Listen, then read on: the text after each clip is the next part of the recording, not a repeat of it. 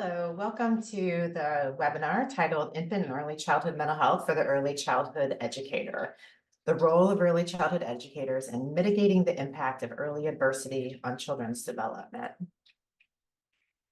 I hope that today you will learn the following after participating in this webinar. I hope that you'll be able to describe infant and early childhood mental health, describe the reasons young children experience mental health concerns, describe the impact of early adverse experiences on development, describe the importance of early childhood educators for mitigating the impact of trauma on development, and then also describe evidence-based strategies for promoting social emotional competence for all children. First, I'll ask you to complete a pre-survey so we can see if you increased your knowledge as a result of participating in this webinar. And so if you can scan the QR code on this slide and pause the recording and complete the survey that is at the link accessed by this QR code. So go ahead and give you a second to scan the QR code and pause the recording now.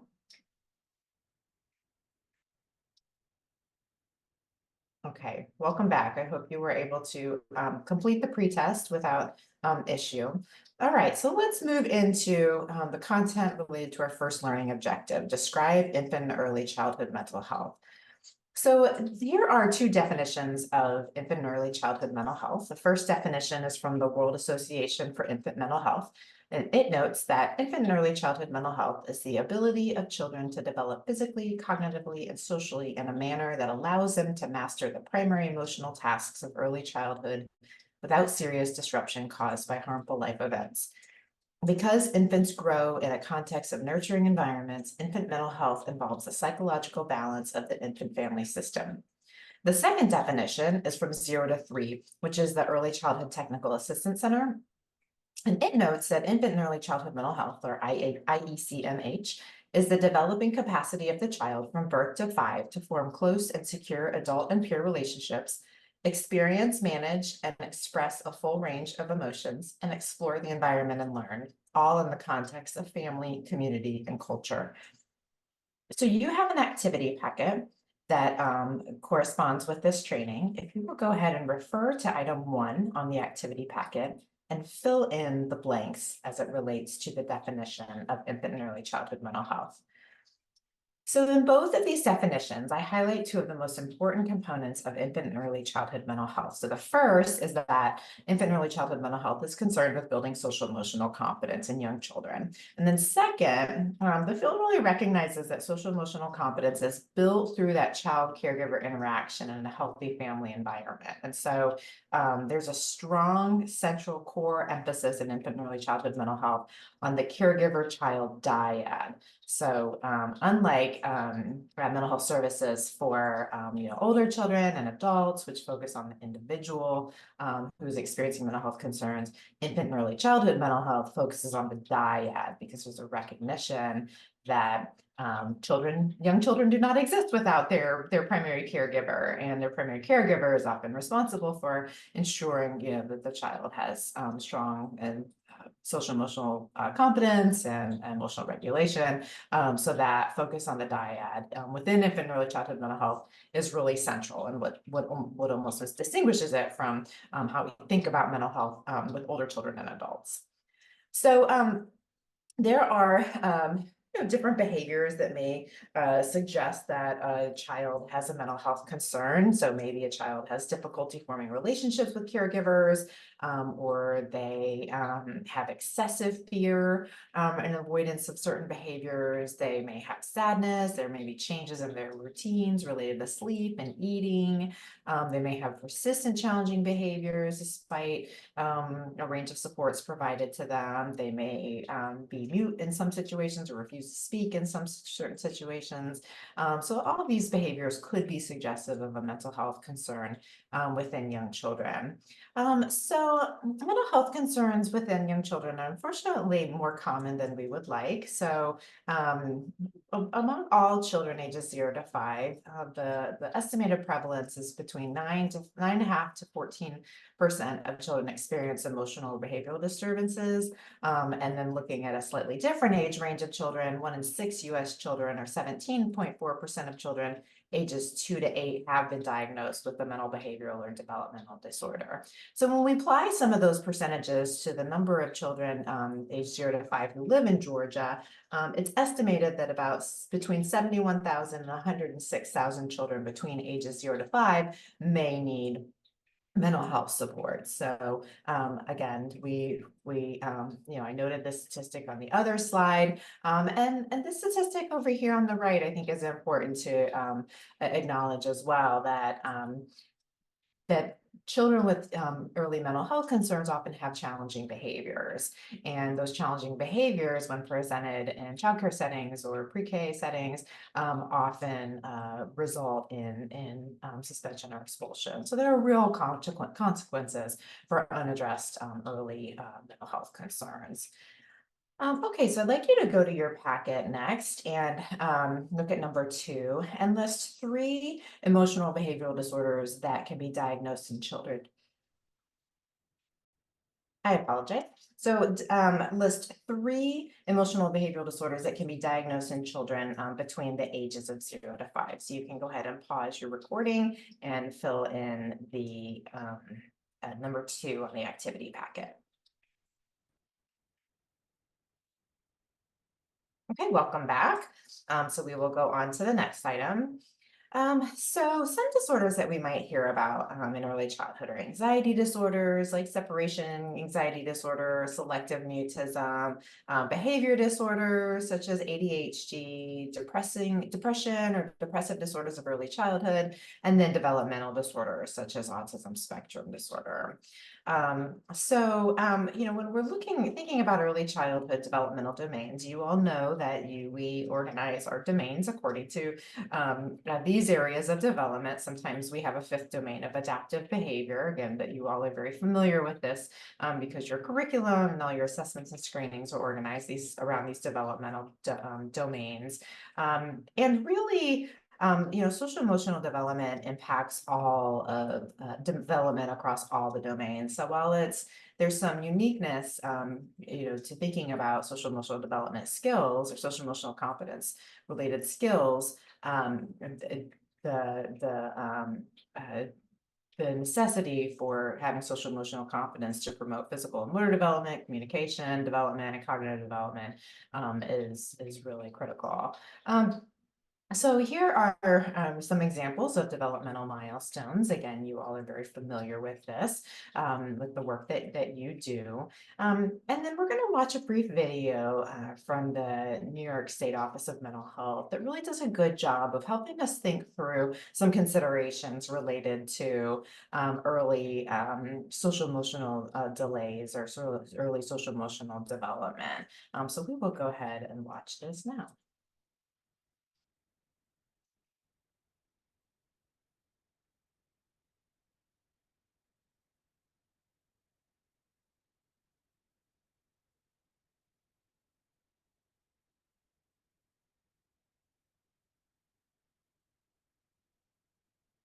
The sound. Let's try this again.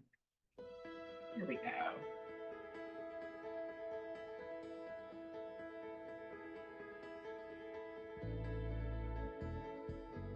Hi, I'm Dr. Steve Schlossman. I'm a child psychiatrist and a consultant with the New York State Project Teach program. I want to take a minute to talk with you about some of the changes you may want to look out for when it comes to your child's mental health, specifically if your child is between the ages of 0 to 5. It's important to utilize your child's pediatrician for mental health concerns, as well as other kinds of illnesses. Remember, you know your child best, but your doctor knows how to recognize an emerging problem. In other words, you might not be sure if there's a problem, and that's what your doctor is there for. Your concerns as a parent will obviously change as your child grows, but right now I'd like to share some questions to think about if your child is under 5. During these beginning years, your child is mastering all the things most of us take for granted: sleeping well, eating appropriately, relating to others, using words and being able to tell stories. These are the ways humans interact. And amazingly, we master these tasks in the first 5 years of life. Because of this, try to focus on the really basic things. Look at sleeping, eating, talking, and playing. Remember, these are only rough guidelines. Shape your thoughts based on what you know about your child's unique needs. For sleep, ask yourself, does your child sleep through the night? If not, how often does he or she wake up? How long does it take your child to fall asleep or to fall back asleep? Does your child have nightmares? Does your child remember the nightmares the next morning? Remember, very young children, and certainly infants, won't know how to describe a nightmare. Some children will even have a hard time knowing that an unhappy dream isn't real. Think about whether your child wakes up in the middle of the night feeling extremely frightened or sad. If this happens often, does your child appear to remember these events the next morning? Does your child ever wet or soil the bed? If so, how often? When does this happen? What is your nighttime routine? Does it vary? For eating, keep these questions in mind. When does your child eat meals? When does your child snack? What does your child eat at meals and at snacks? Is your child a picky eater? What are some favorite foods? For speech, decide. Is your child a big talker? Have there been changes in your child's vocabulary? Can you understand what your child is saying? Does your child tell stories?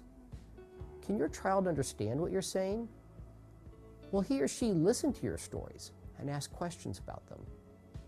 Can your child follow instructions? How many steps of instructions can your child follow? For play, watch your child and consider, how does your child play? Do they play with friends or next to friends? Does your child have a best friend? Does your child have a group of friends? Does your child have an imaginary friend? Does your child draw? If so, what does your child draw? Does your teacher or child care provider have any concerns about your child? Does your teacher worry about your child's ability to pay attention? And finally, for family and family changes, ask yourself, is there any chronic family stress, or has a significant life event taken place within your home that may affect your child's well-being? For example, separation or divorce, moving to a new home or community, the birth of a child with special needs, or a serious medical diagnosis in the family. Make sure to let your child's pediatrician know if these or other significant changes are occurring in your family. Remember, there's no wrong answer to these questions and no answer that guarantees there's a problem. But if your answers make you think, look at your thoughts as an opportunity to ask more questions, and definitely involve your doctor in these discussions. To find more information about what social and emotional developmental milestones children reach at this age, take a look at the Guide for Parents of 1 to 5-year-olds. It's a brochure on the Project Teach website.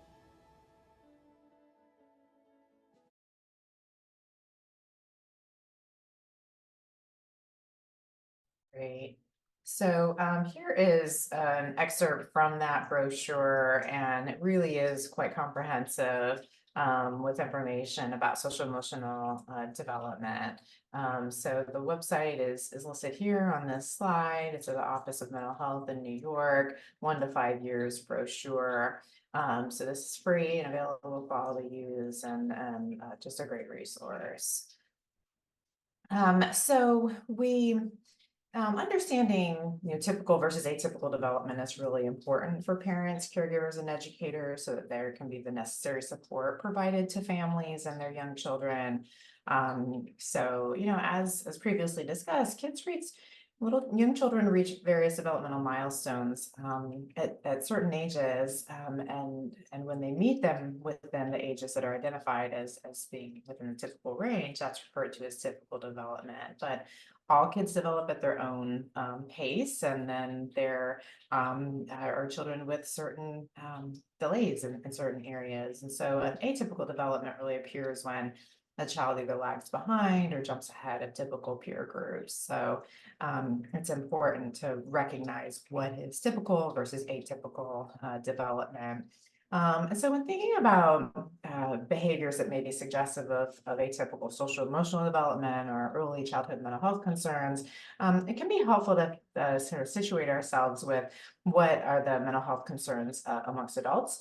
And so here are some signs and symptoms of mental health concerns amongst adults. So feeling sad or down, mood changes with highs and lows, withdrawing from friends, having less energy, having trouble coping with daily problems or stress, changes in eating habits or sleeping habits, excessive anger, etc. And so let's think about what might be some signs and symptoms of early mental health concerns for infants and toddlers, 0 to 2, and then preschoolers, so 3 to 5. So if you'll go to your activity packet and look at item number 3, go ahead and pause the recording and fill in some characteristics or some behaviors that may be suggestive of signs and symptoms of mental health concerns amongst infants and toddlers, 0 to 2, and preschoolers, 3 to 5. And then rejoin us once you've filled in those items on your activity packet.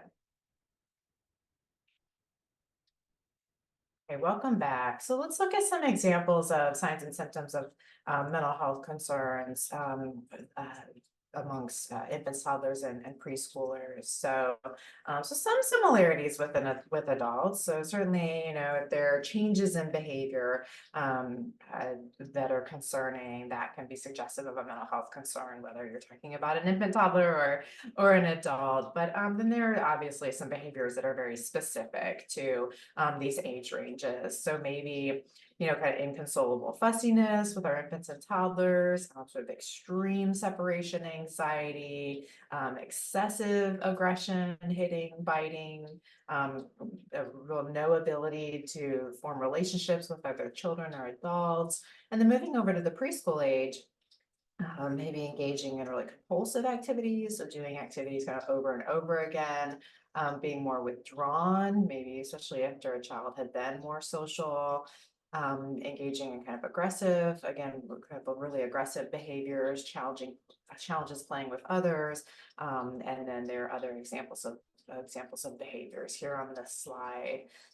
So, when we're thinking about how to identify what might be atypical development or signs and symptoms of early mental health concerns, so certainly we're going to, be familiar and well versed in what typical development is, and then make some observations of the child who's presenting with some behaviors that might be a little different, and make a note: is this just the child's personality? Are they just a shy, quiet child? And that is totally fine. Or is this been a real significant change in the recent past, that a child used to be very social and engaging, and then has become much more withdrawn and quiet? Are the behaviors that we're seeing more culturally influenced, and not suggestive of a concern at all, but just more related to cultural behaviors? And then, if they're not culturally kind of appropriate behaviors or characteristics of a child's personality, then just make a note of when those changes occurred in a child, and share the information with your leadership and with families. So here are some examples of typical behavior that then may cross the line over into atypical behavior and be suggestive of a mental health concern. So let's say we have a baby who's crying when their caregiver leaves the room, but stops once they hear their caregiver's voice returning the room. So when we think about what crying behavior may be suggestive of a mental health concern, so constant crying with little ability to be consoled by a caregiver. And let's look at a toddler's behavior. So maybe we have a child who's afraid when meeting strangers, but warms up after getting to know them. So that's more typical early childhood behavior. And then that might be there may be a concern if the toddler has an inability to establish relationships with other children or adults. And then finally, looking at preschoolers, it's typical for children to play well with each other to an extent, what is appropriate for a preschool age child. But a concern might be if a child is withdrawn and really has little interest in social interactions. So you'll go now to items 4 and 5 on your activity packet. And on an item 4, if you will complete the table by matching the early childhood developmental domain with its appropriate definition, just as a review of which domain is which. And then number 5, if you'll organize the signs and symptoms into the appropriate developmental domains, that would be great. So you can go ahead and pause the recording and fill in items 4 and 5, and then resume the recording when you're done.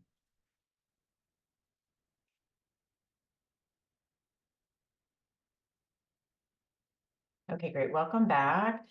So now if you will look at item number 6 on the recording and list so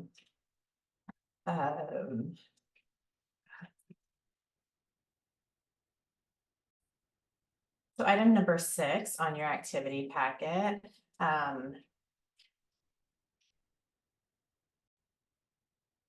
List 3 protective factors and 3 risk factors that might influence a child's mental health concerns. So if you'll go ahead and pause the recording and list those 3 protective factors and 3 risk factors that influence their mental health, and then resume the recording when you are done with that.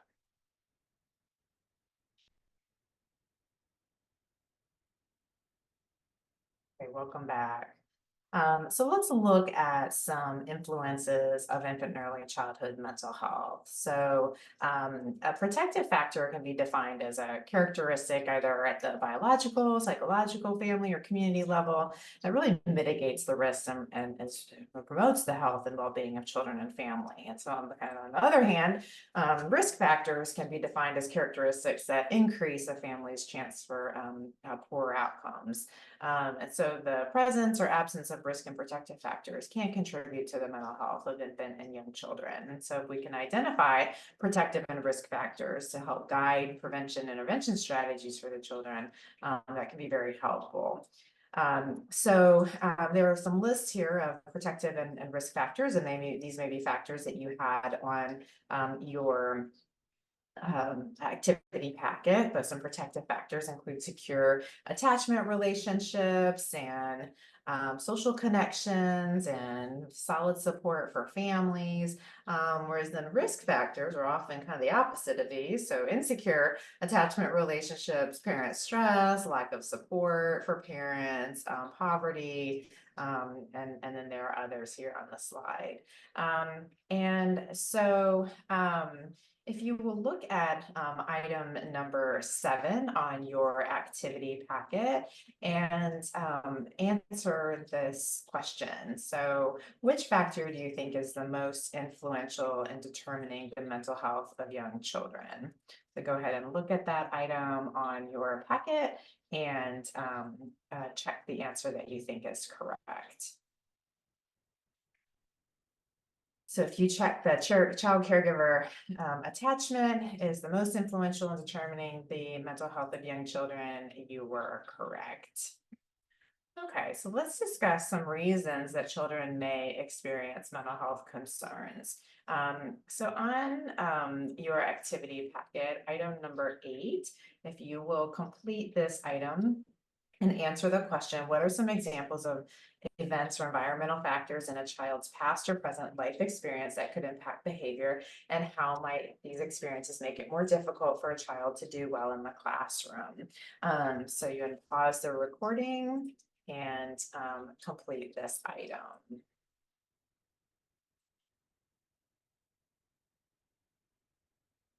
Okay, welcome back. All right, so there are many different reasons why or many different environmental factors that may impact a child's ability to develop relationships and learn at the level at which they're expected to learn. And We talk a lot in the field of infant and early childhood mental health about the impact that adverse childhood experiences can have on children's later life health and well-being. So there was a big study that was done in partnership with the Centers for Disease Control and Prevention and Kaiser Permanente that surveyed thousands of primary care patients over several years and collected information about childhood trauma and again their impact on later physical health and later well-being. And then the study identified these 10 traumatic childhood stressors called the adverse childhood experiences and identified that these adverse childhood experiences can really lead to changes or be predictive of negative health outcomes. So the data from this study were pretty profound and highlighting that the more adverse childhood experiences one had in their youth, the more likely they were to have negative health outcomes. So when looking at, there's been quite a few studies done since that first initial ACEs study, and a lot of research being done now on how to prevent the negative impacts of ACEs on people's later mental and physical health. And so we have more prevalence data now on how many children in Georgia have adverse childhood experiences. And so this map represents the percentage of children 0 to 17 living with 2 or more ACEs in the United States, and you can see Georgia is kind of there, sort of highlighted as the 7.5 to 9.5%. But Georgia actually has 17% of kids between 0 and 17 with 2 or more adverse childhood experiences. And so this map represents the percentage of children ages 3 to 17 with a mental or behavioral condition who receive treatment and counseling. So about 50% of kids nationally meet this indicator, and in Georgia, the percentage is a little bit lower, and it's about 47.9% of kids of that age who receive counseling. So not too far below the national average, but kind of helpful to see, if we've got about 17% of our kids who have experienced 2 or more ACEs, and then a little less than half of those are receiving treatment. So here are the data again, and we've got, again, about 17% of Georgians Georgian children between ages 0 to 17 who have experienced 2 or more ACEs. Okay, so let's look at learning objective 2, where we describe the impact of early adverse experiences on development. So here are some of the negative outcomes that have been found to be correlated with high numbers of ACEs experienced in childhood. And so, ACEs can really have long-lasting negative effects on health and well-being and life opportunities, including what you see here: increased risks of injury, sexually transmitted infections, chronic diseases, including leading causes of death, such as cancer, diabetes, heart disease, and suicide, which are higher amongst individuals with more ACEs. All right, let's talk a little bit about trauma and brain development. So with all the research that has been done on ACEs and early adversity and the short-term impact of early adversity, we have learned quite a bit about the impact that early stress can have on the brain.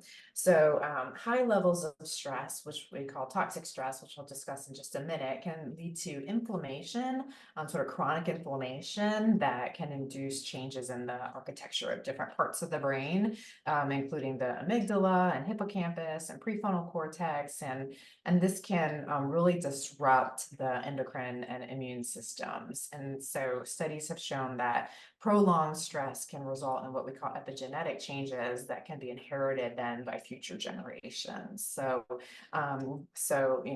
these elevated cortisol levels can affect memory, learning, emotional regulation, and really kind of have a negative impact on the short and long-term outcomes for children. Um, ACEs can cause chronic stress and activate the body's stress response system.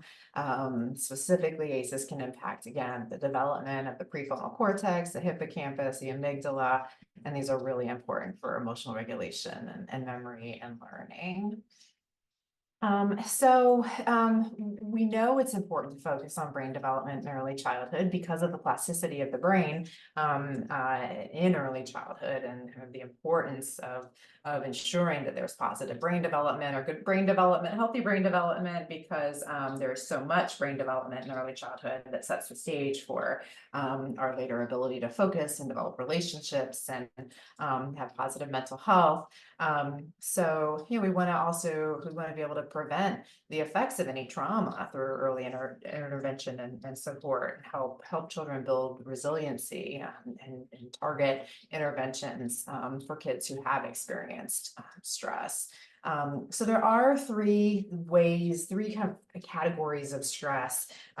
We organize our stress into these three categories. So the first type of stress is really that positive stress that we want kids to have. A little bit of stress is good for everybody, and it's good for young children too. And so this positive stress includes stress for stressful situations like being dropped off at daycare, being separated from a primary caregiver, or getting an immunization at a pediatrician's office. And so these are stressful events for kids. And as long as kids have a positive, safe, trusted adult with them who can model emotional regulation, these situations that induce positive stress can be very positive for kids, and teach them how to regulate and deal with later stressors that may be more significant.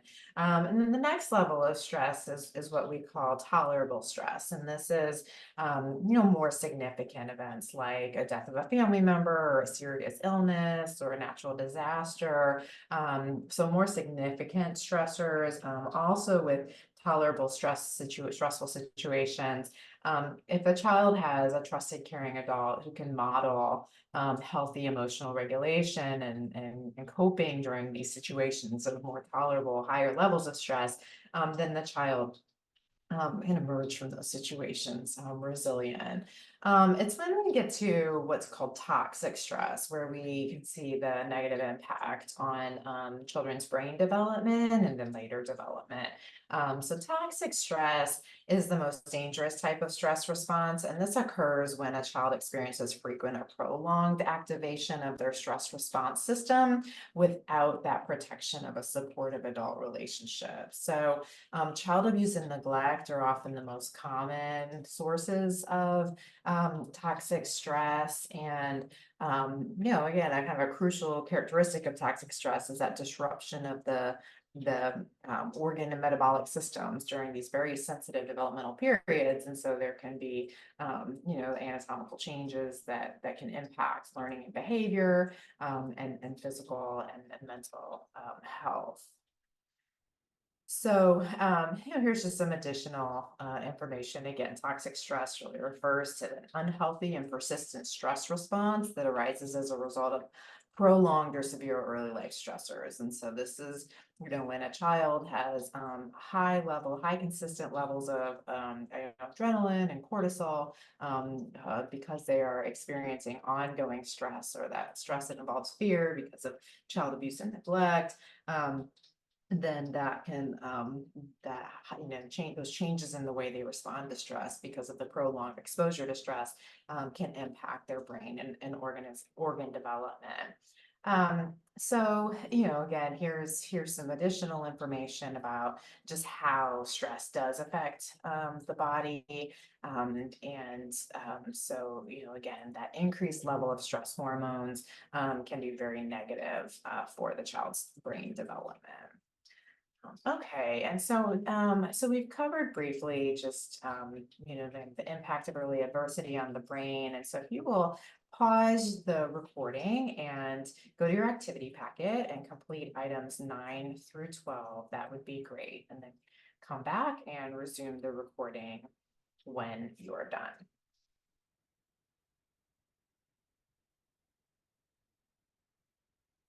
Okay, welcome back. So we're going to talk a little bit about resilience now. And here are some ways in which we can organize resilience and resilience factors, particularly in children's lives. So there are individual factors that can promote resilience. There are family factors that can be supportive of children and result in them developing the coping skills that they need to be resilient and emerge from early adversity, resilient and strong. So, having coping skills, having some kind of characteristics like hope and optimism, having nurturing family members who balance family work needs, having a really strong family identity, and then high quality childcare facilities and schools. So providing children with high quality childcare facilities and schools is really important for fostering resilience. And more and more kids are attending preschool than ever before. And so providing opportunities to support early learning and development within those preschools is really critical. And so how does high quality child care build resilience in young children? So we are going to talk a little bit about that now. So learning objective 4 is to describe the importance of early childhood educators for mitigating the impact of trauma on development. So there have been some really great important studies that have highlighted how childcare can mitigate the impact of early adversity on children's outcomes. So there was one study that was a longitudinal study looking at the association between attending childcare and later depression.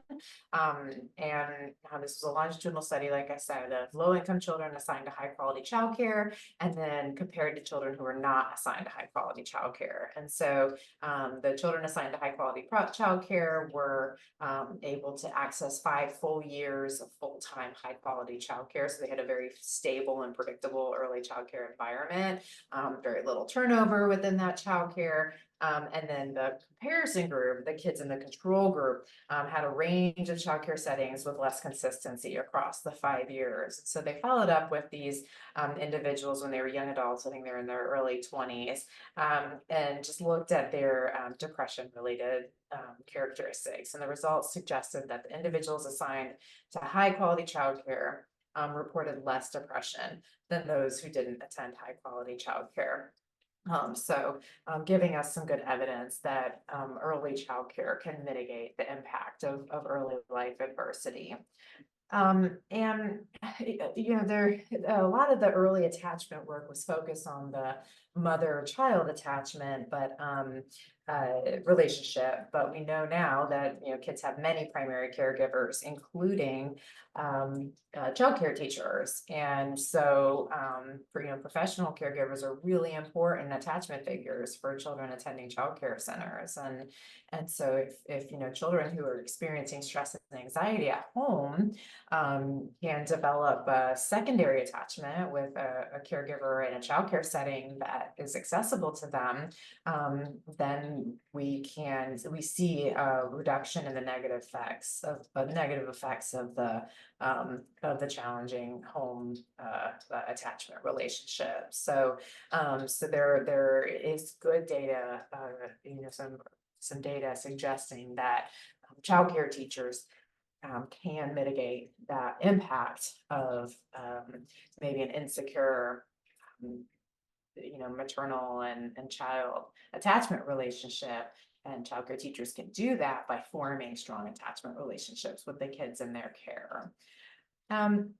So it's if parents are experiencing like depression or extreme stress, that can impact a child's ability to develop a strong attachment relationship with them. And there's been some studies that have shown that teacher depression can also impact the ability of a child to form attachment relationships within the school setting, and that teacher depression can sometimes lead to overuse of punitive discipline strategies.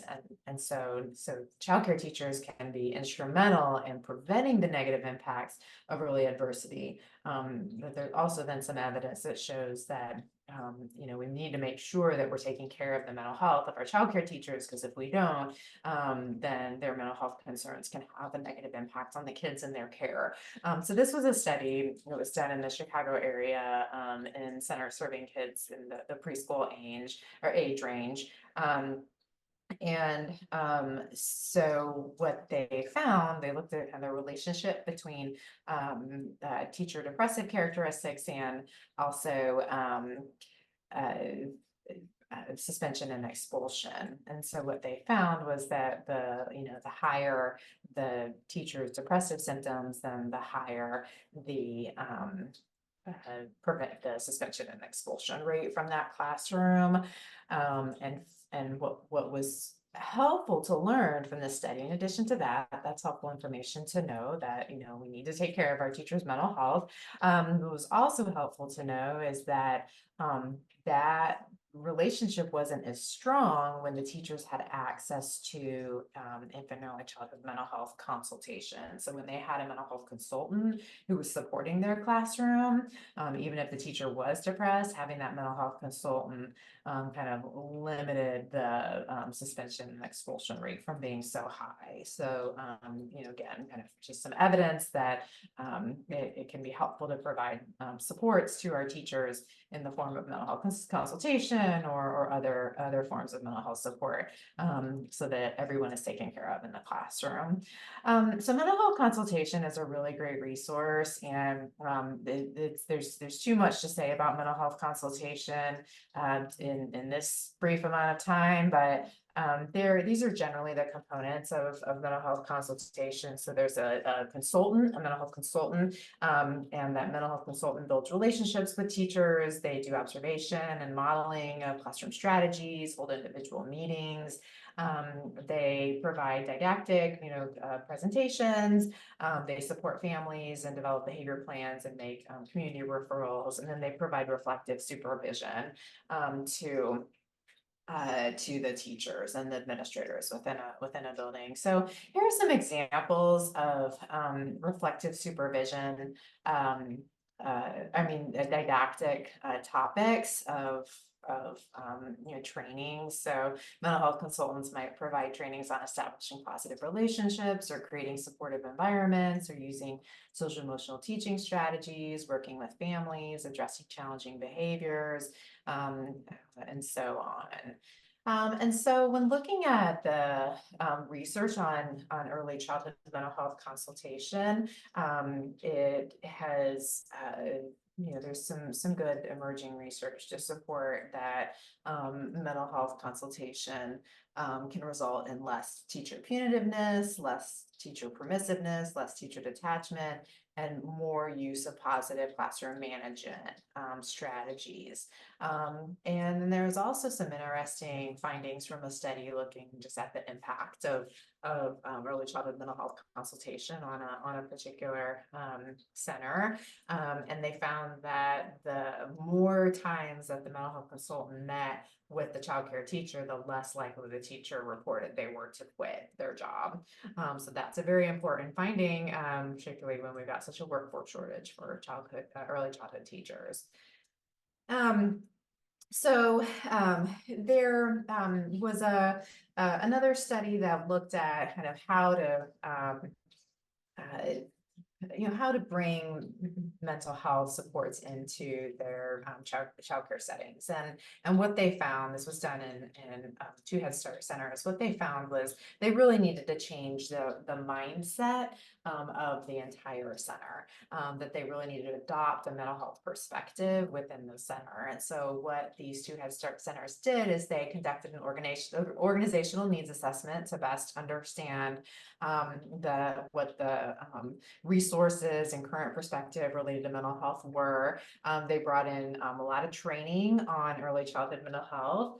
They had a mental health consultant, as many Head Start centers do, Head Start programs do, but they have reviewed the terms of those consultant agreements and updated them to better align with what their new vision was. They had intentional directed supports for staff well-being, and then they had a strategic plan that they used to kind of structure and then sustain these ongoing efforts within their program. And what they found after taking this initiative was that staff increased their knowledge of best practices related to infant and early childhood mental health. There was a decrease in work-related stress and increased social support for staff. There was, also kind of a note in the study that this center did this without changing any resources. They didn't have any additional funding to do this. They just needed to refocus their perspective and take a mental health perspective across the center and focus all of their training and their strategizing on early infant, early childhood mental health. So it was a nice model of how a center without any extra dollars can frame the supports that they provide to kids in their classroom using a mental health perspective. Okay, so let's look at some evidence-based strategies for promoting social emotional competence for all children. And I think that these are going to be strategies that you are all very familiar with and probably implement pretty regularly. So here are the strategies that we're going to describe. And the first strategy is really focusing on adult self-care, because we know that adults can't be expected to take care of the children within their classrooms if they aren't taking care of themselves. So we hear from a few former childcare teachers as they talk about strategies for incorporating self-care throughout the day.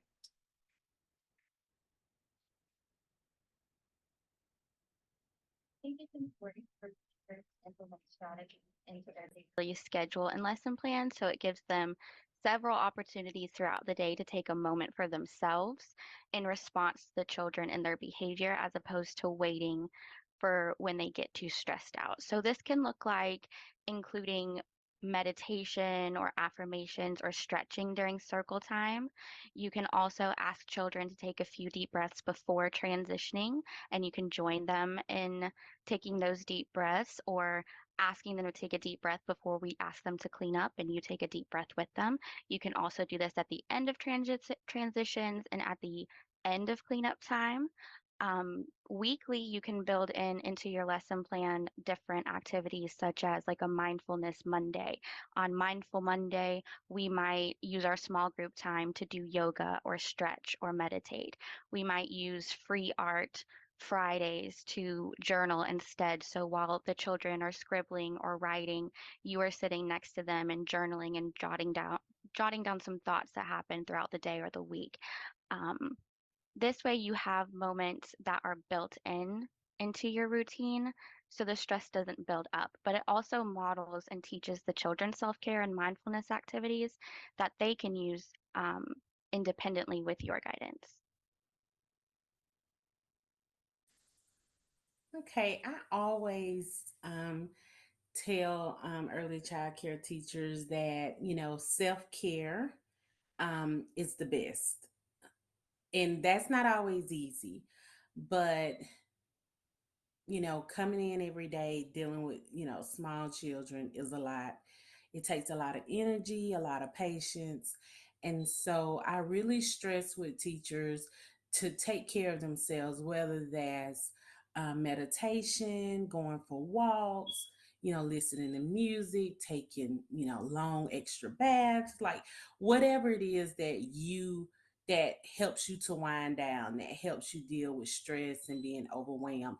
I think, from my experience, you know, taking time for self prepares you for the next day. It prepares you to go into the classroom and deal with all that comes along with dealing with young children.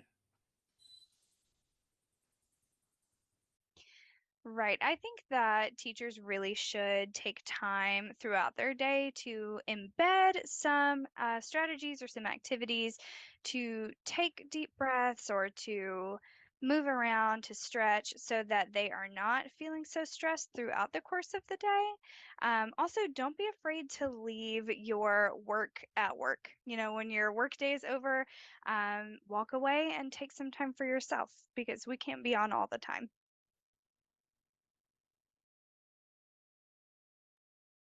Okay, so let's look now at this quote.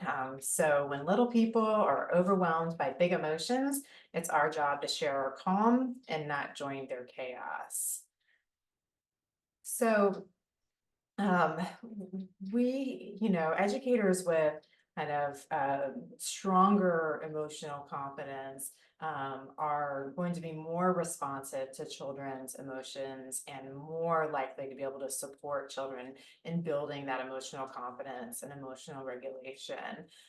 There was a study of over 200 teachers, and they completed surveys on their own social emotional competence, and the results suggested that educators with good emotional competence and emotional self-efficacy responded appropriately to children's emotions and their high emotions, but educators with more dismissive style of supporting children's emotions tended to be less aware of their own adult emotions. So also, they found that educators with more positive emotional self-efficacy had stronger relationships with parents. So it's really important for our to support our child care teachers in addressing their own social emotional mental health needs so that they can be stronger partners with children and families.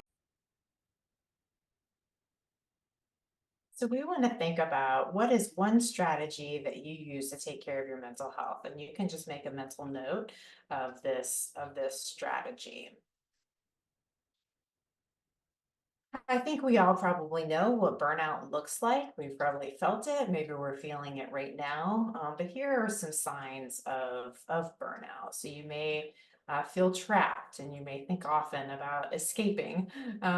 You may be mentally exhausted. You may be emotionally detached, or you may have more conflict with those who you love in your life because you are burnt out. And so if you are experiencing any of these characteristics, it can be really helpful to think through like, where are the areas of self-care that I can focus on in my life? And is one way to think about self-care in the area of 6 different domains. So I'll talk through these 6 different domains now. So the first domain is physical health. And so here are some strategies to promote self-care in the area of physical health.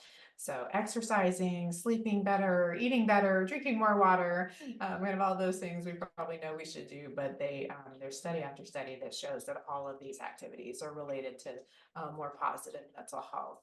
Then we look at our emotional health. So what activities make you happy? Allow yourself to cry or to laugh or to feel those emotions. Don't take on extra responsibilities that you don't need to take on.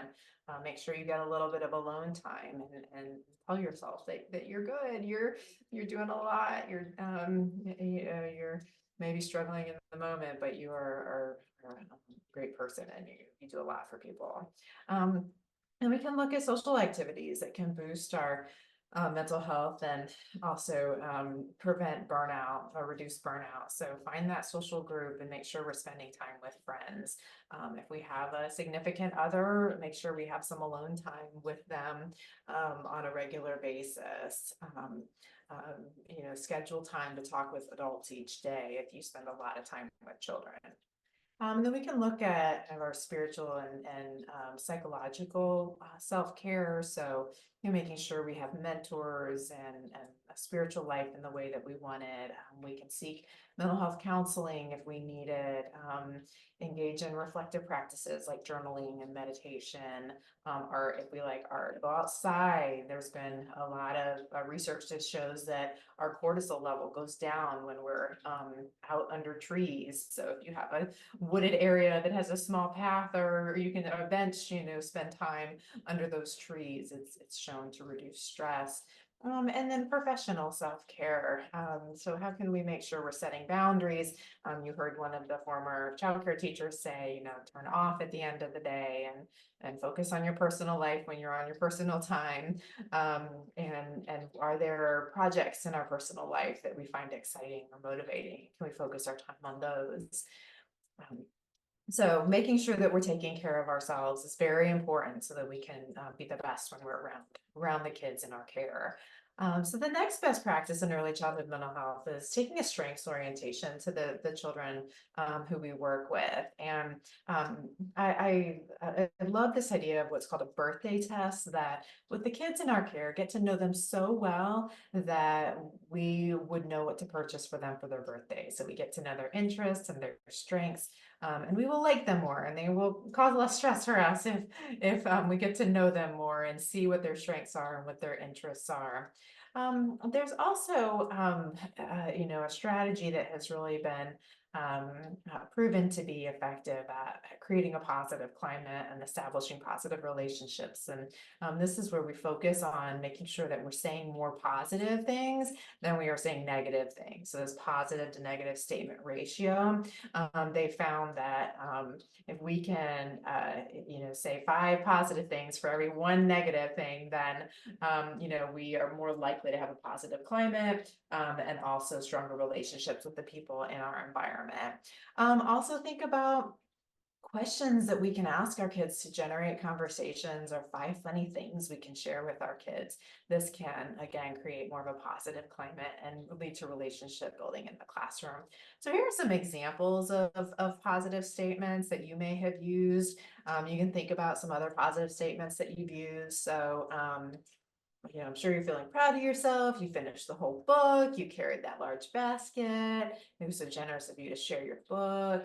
Again, you can think about other comments that you have made. And so just to bring out uh,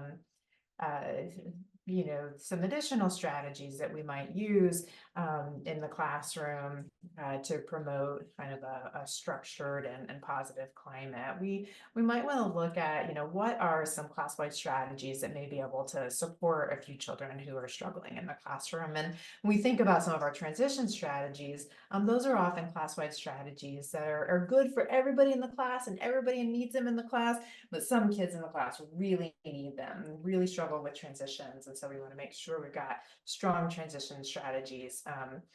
So for example, we may look at, how are we supporting kids when they arrive in the morning?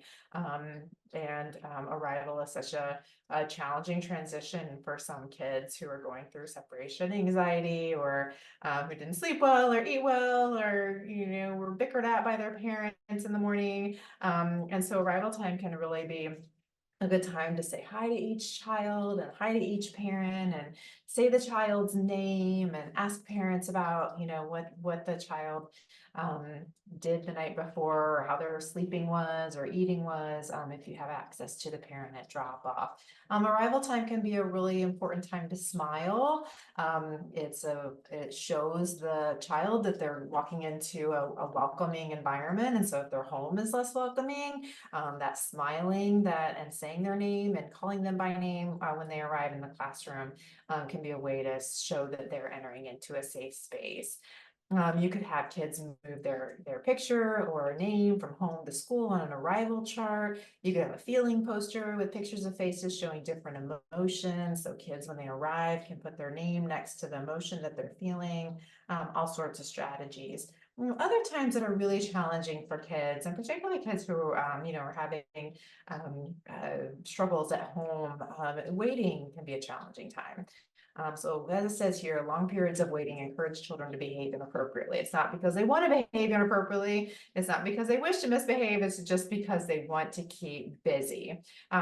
So if children are going to have to wait, it can be good to engage them in some games like freeze dance or I Spy, or think of animals that live in the air, ground, or water, or start a story and have kids finish it. Throw light objects in the air and have kids do a silly action while the light object is floating to the ground. The kids can stop when the object hits the ground. So, these are all strategies that can help kids during what can be difficult times during the day, and also teach them emotional regulation skills. And then we want to make sure that we're engaging our families. So, our families are every child is connected to an adult in some way, whether that's a biological family or a foster family or extended family. And so, the more we can do to engage families in their children's education and get to know them and support them, the better. So we've got the same decal former childcare teachers who are going to talk about some strategies for engaging families now.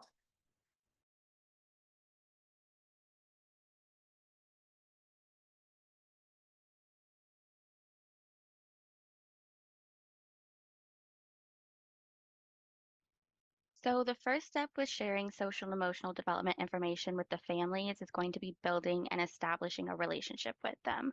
And this will look different for each teacher and each program depending on culture and program policies. But once a relationship is established, families are going to be more receptive to social and emotional development information. If you already have social and emotional development and mindfulness and self-care built into your day, something you can do is share those activities with the families. You can verbally tell them this, or you can take pictures or videos of when you guys are doing these activities and send them home through your program's app if that's something your program uses.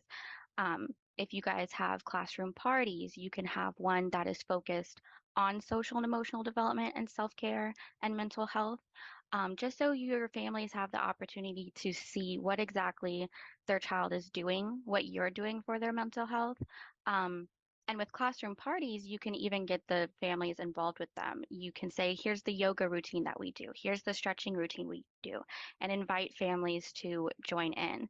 This way, they get to see what is being done for their child's mental health and social emotional development and what works for their child's mental health.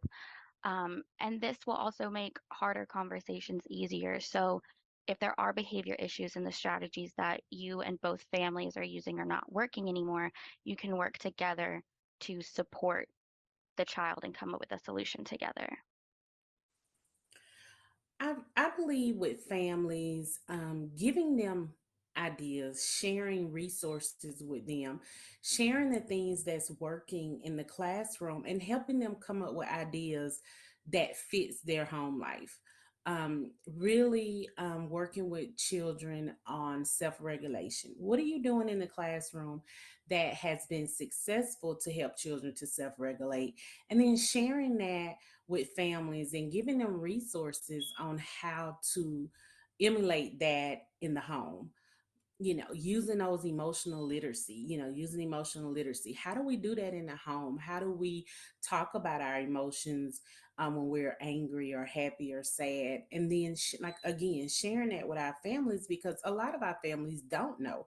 I mean, we have families that are aware of social emotional development and what that looks like, but we have families that don't. And so always sharing those resources and the things that's successful in the classroom, things that have been proven to work, we can take those same things and give them to our families for them to use in the home. And if they're struggling with, okay, how does that look in the home, then we support them through that. We come up with ideas and suggestions and things that they can do, whether it's reading a book at bedtime, talking about, your feelings, reading books about, what do we do when we get angry, helping them come up with social stories that would fit their home life. So all of those type things are really good with supporting our families around social emotional development. For sure. I feel like families should check out the different resources that are available. One that's really great that I use for my own child is the CDC's milestone tracker. So, this is an app that I can use where I complete the checklist. It gives me some recommendations if I need to take anything to her pediatrician and let them know about it. It also gives me like a printout of, the different milestones that she has reached or the different things that she's doing.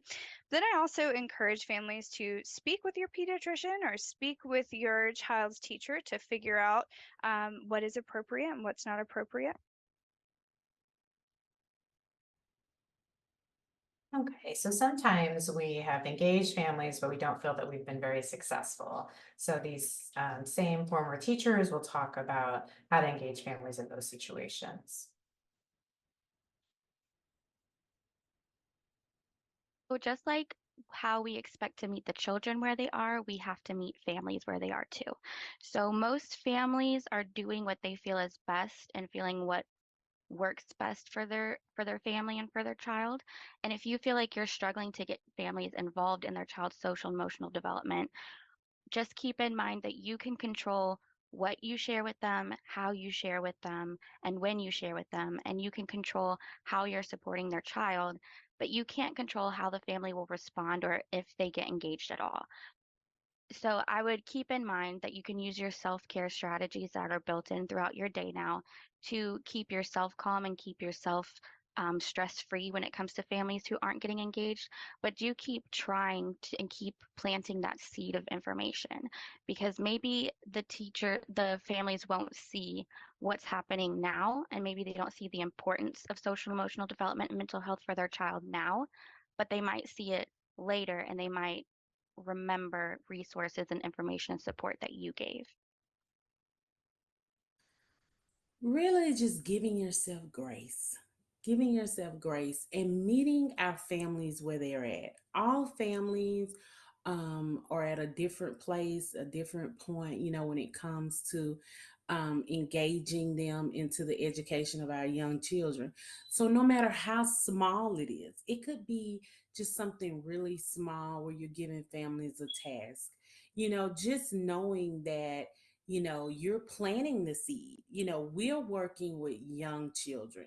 And so a lot of times, I let teachers know that we're sometimes just planting the seed. We may not necessarily see that flower grow while they're with us, but we've set the foundation for our families. And so as they move on to the next level of their child's education, those skills are there. We've given them some great tools to take with them, and we may see that flower grow, later down the road.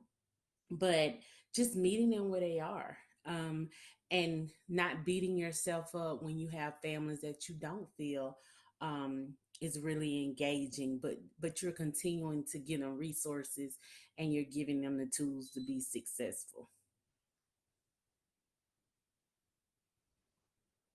It can be really stressful trying to engage families in the classroom, especially if you feel like you have reached the bottom of your bag of tricks, so to speak. But a great way, or a way that I feel like was a way that helped families feel more engaged in my classroom, is to give them kind of a voice in the room. So at the beginning of the year, I would print out I guess it was like a questionnaire that the families could fill out with their hopes and dreams and aspirations for their child, their hopes for the school year, any information that they wanted me to know. On that, I also included how the family would like to be contacted in the future. So, whether it was email or the app that we were using, or paper notes sent home, text messages, whatever met their needs the best is how I tried to communicate with them. So that's something I really suggest for your room.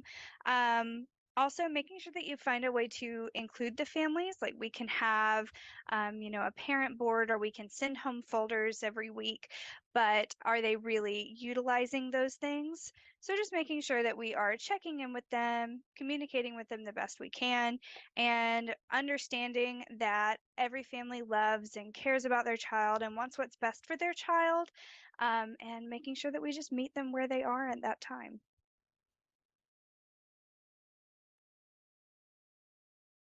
Okay.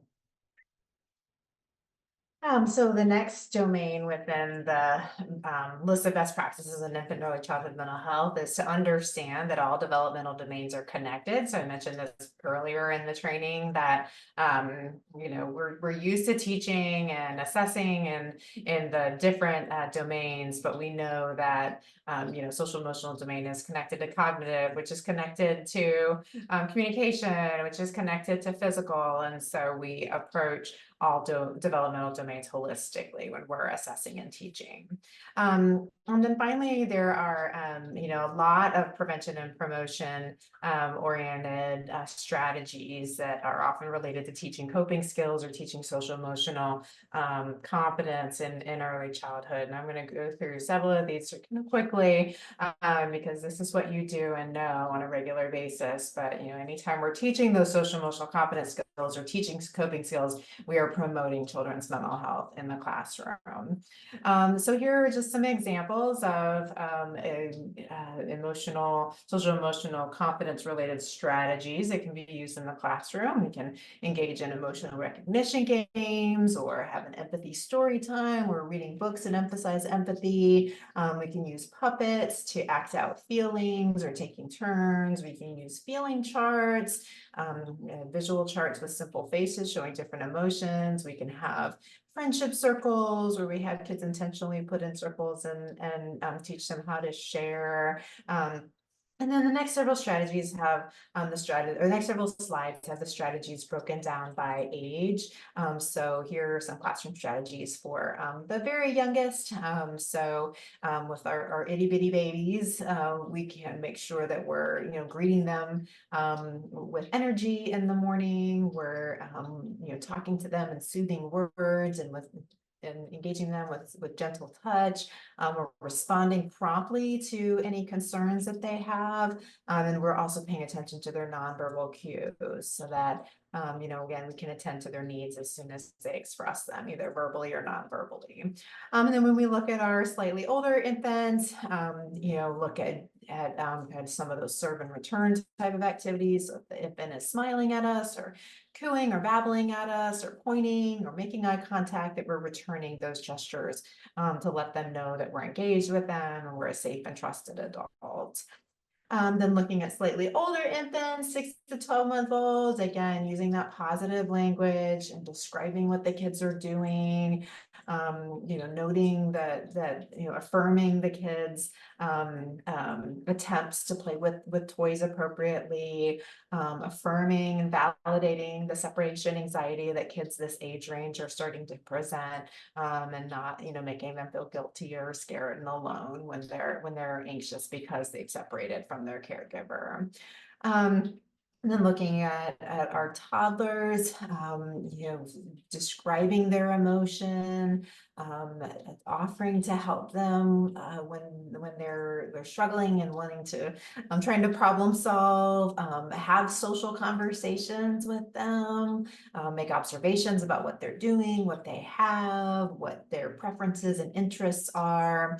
And then we look at our strategies for our preschoolers. So, we can do kind of a role playing, and they can, we can provide them with a variety of emotion cards with facial expressions on them. They can act out the different emotions. They can use props or gestures to act out emotion. They can talk about why some emotions are easy to describe and others aren't.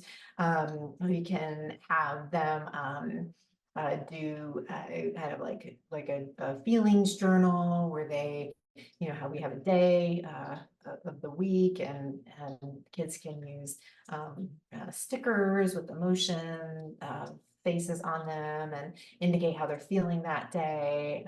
We can have gratitude circles where we talk about what kids are thankful for.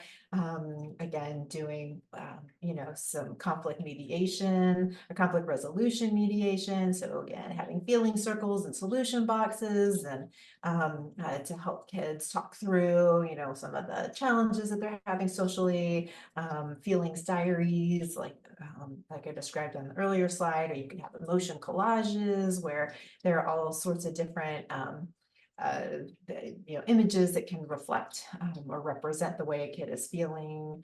And you could have, again, some of the earlier strategies that I described related to check-ins in the morning with how kids are feeling emotionally. So those are some strategies. And then this is another set of kind of categories that we can organize our social emotional competence strategies and for children 3 to 5. So we can talk about their emotional literacy, their social problem solving, calming down skills, social skills and friendship, and then preventing and addressing challenging behavior. So a lot of these are going to overlap with what you've already seen on the previous slides. But when we think about emotional literacy, you're being knowledgeable about emotions. That's really what emotional literacy is. Being able to identify emotions, being able to sort of develop awareness of their own emotions. So labeling emotions, modeling emotions, talking to kids about how to recognize other people's emotions, talking to kids about how to express their emotions, teaching kids problem solving skills. So giving them the opportunity to think through solutions rather than telling them what the solutions could be. Then looking at calming down, classrooms can have like a calm down space where kids can go when they're upset. And it's a really positive, safe, soft, cuddly space that has items that kids prefer and that we know help kids calm down. And then being really explicit when we're teaching social skills and friendship making, because those early relationships are very important for kids' later relationships. And then finally, making sure that we're addressing challenging behaviors at the individual student level, and that we're spending time with kids who are presenting with challenging behaviors, and we're helping other kids know how to respond if kids are presenting with challenging behaviors. And there's a whole bunch of strategies for how to address challenging behaviors, and many of them are organized under the pyramid model. And so within that pyramid model, and within behavioral science, it's recognized that behavior is communication, and kids who are presenting with challenging behaviors are just communicating their frustration and their needs. And they the different things that they are trying to communicate often fall in these categories. So they're either trying to get away from something or someone, trying to get away from a task, or trying to get away from a group of kids or a teacher, or the kids are trying to get attention. They're trying to build that relationship with their adults or their peers, and they're trying to get that attention, but they don't know how to do it appropriately. So they're engaging in challenging behavior to get that attention. They may be trying to get a toy or an activity that's more of a tangible item, or they may be engaging in a behavior just because it helps them feel good inside. It helps relieve some stress they're feeling inside, or it helps give them some sensory input that they may need inside. And so when we've got a child who's engaging in challenging behavior, it's important to know, and to really think about, okay, what does this behavior look like? How long does it last? How many times does it happen? And then also, what's happening before the child's engaging in challenging behavior? Where does the challenging behavior more likely to occur? What's triggering that behavior? Because then we can implement some prevention strategies if we know what's triggering the child's behavior. And then finally, how are people responding to the child? Are they always sending the child to timeout? Are they always, scolding the child? Or how are people responding, and how can we maybe change the way that people are responding so that the child can learn different skills? So once we know kind of how, what's triggering the child's behavior and how people are responding to the behavior, then we can look at implementing some prevention interventions. And so there have been several really great, prevention interventions established as effective in the research literature. And there was a study that had a big group of kids, and they were all engaging in these behaviors during circle time, so talking out and arguing and growling and whining and pushing and hitting and kicking. And they looked at what the kids were trying to communicate, or that function of the behavior. What are the kids trying to communicate? And the kids were either trying to get toys or escape circle time or get attention from the adults. And so what they did was they had every child pick a high interest item, and they had them take that high interest item into circle time, and they saw a reduction in the challenging behavior. And this was another situation when a child was, whenever she had her clothes manipulated by an adult, she would engage in pretty significant tantrums. And so they're collecting data to try to figure out what was going on with the child. And then during the data collection, her primary teacher, her paraprofessional, was um, out of the building, and the behavior stopped. And so they realized that it was the specific adult that was triggering the challenging behavior. And so they just made sure that anytime the child needed her clothes manipulated, that a different adult did it. You know, sometimes there's just not a good match between the adults and the children. And then this was another study that looked at, why kids were engaging, and young kids were engaging in non-compliance behaviors, and they looked at the situation and realized that the kids weren't really getting very clear instructions on what they were supposed to do, and so they taught the teachers how to use effective instruction delivery, which is, requesting eye contact, being in close proximity to the child, using a directive statement with descriptive wording, and then allowing a time period for the child to process the instructions. So these are, again, just some prevention strategies that can be used to try to prevent challenging behavior. So you have in Georgia this amazing resource online, the GELDS standards and indicators website, and there are activities under each domain. So you can go to the social emotional development domain, you can go to resources activities, and you get all sorts of social emotional development activities for all the age ranges, with descriptions of the activities and other resources here on this website. So this is an incredible resource if you want to find more strategies to use to build kids' social emotional confidence in the classroom. And then Georgia Association for Infant Mental Health, birth to 5, also is building its resource library for early childhood educators to be able to access names of providers, of mental health clinicians for young children and their families, trainings, a conference, infant mental health endorsement. So they are also an incredible resource for knowing how to better support infant and early childhood mental health within your childcare programs. So now if you will go ahead and complete the rest of the items in the packet, and that should be 16. I apologize. If you'll complete items 13, 14, 15, and 16 in the activity packet, then you will have finished the activity packet. And after you are done with that, or as you are completing that, if you will go ahead and scan this QR code, this is where the post survey is, and this will let us know that you have completed the webinar, and that you and it'll show us how much we were able to teach you through the webinar, and also allow you to provide feedback on the webinar for future audiences. So go ahead, and again, I'll leave this up here for a few more seconds. So if you'll scan the QR code so you can have access to the post survey link, that would be great. And thank you so much for your time today. And we hope to see you at a future training.